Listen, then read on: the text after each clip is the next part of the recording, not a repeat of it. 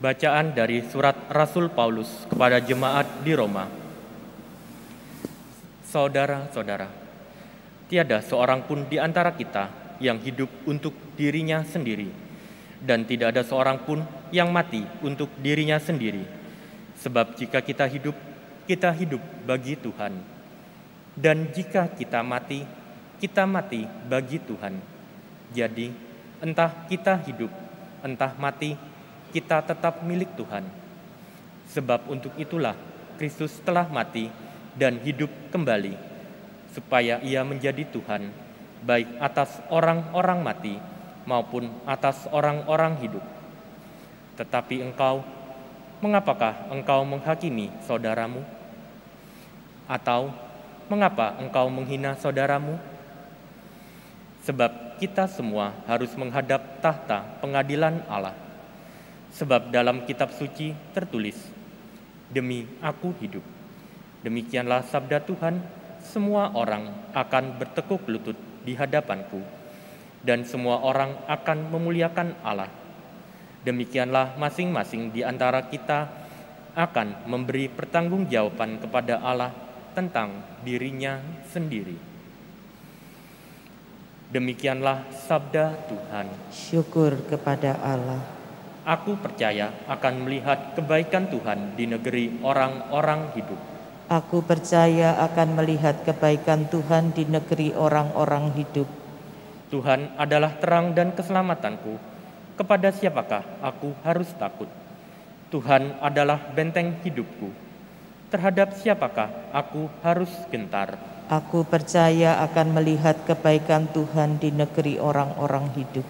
Satu hal telah kuminta kepada Tuhan, satu inilah yang kuingini, diam di rumah Tuhan seumur hidupku, menyaksikan kemurahan Tuhan dan menikmati bait-Nya. Aku percaya akan melihat kebaikan Tuhan di negeri orang-orang hidup. Sungguh, aku percaya akan melihat kebaikan Tuhan di negeri orang-orang yang hidup. Nantikanlah Tuhan, kuatkanlah dan teguhkanlah hatimu. Ya, nantikanlah Tuhan. Aku percaya akan melihat kebaikan Tuhan di negeri orang-orang hidup. Haleluya, haleluya, haleluya, haleluya, haleluya, haleluya.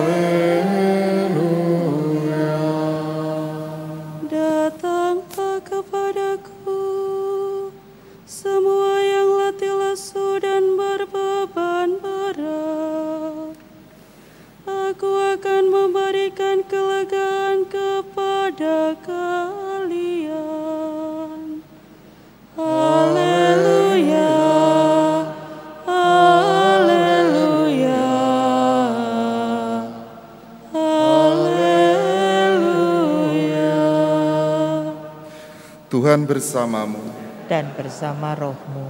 Inilah Injil suci menurut Lukas. Dimuliakanlah Tuhan. Para pemungut cukai dan orang-orang berdosa biasa datang kepada Yesus untuk mendengarkan Dia.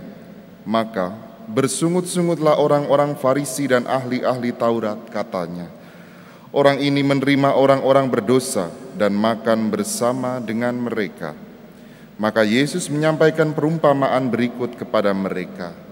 "Siapakah di antaramu yang mempunyai 100 ekor domba, lalu kehilangan seekor, tidak meninggalkan yang 99 ekor di padang gurun, dan pergi mencari yang sesat itu sampai ia menemukannya?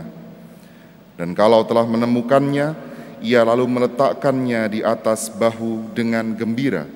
Setibanya di rumah, ia memanggil sahabat-sahabat dan tetangga-tetangganya serta berkata, 'Bersukacitalah bersama aku, sebab dombaku yang hilang telah kutemukan.' Aku berkata kepadamu, demikian juga akan ada sukacita di surga karena satu orang berdosa yang bertobat, lebih daripada sukacita karena 99 orang benar yang tidak memerlukan pertobatan. Atau wanita manakah yang mempunyai 10 dirham, lalu kehilangan satu di antaranya, tidak menyalakan pelita dan menyapu rumah, serta mencarinya dengan cermat sampai ia menemukannya? Dan kalau telah menemukannya, ia memanggil sahabat-sahabat dan tetangga-tetangganya serta berkata, "Bersukacitalah bersama aku, sebab dirhamku yang hilang telah kutemukan." Aku berkata kepadamu, demikian juga akan ada sukacita pada malaikat Allah karena satu orang berdosa yang bertobat. Demikianlah sabda Tuhan. Terpujilah Kristus. Akan ada sukacita di surga karena satu orang berdosa yang bertobat.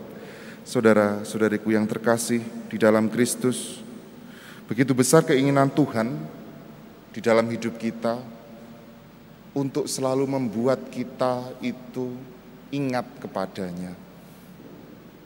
Kalau saya bertanya, berapa kali momen atau peristiwa-peristiwa dalam hidup ini kita itu diingatkan kembali akan kuasa Tuhan, akan peran Tuhan yang begitu besar di dalam hidup kita. Seringkali manusia itu lupa, seringkali manusia itu tidak menghiraukan, lebih tepatnya.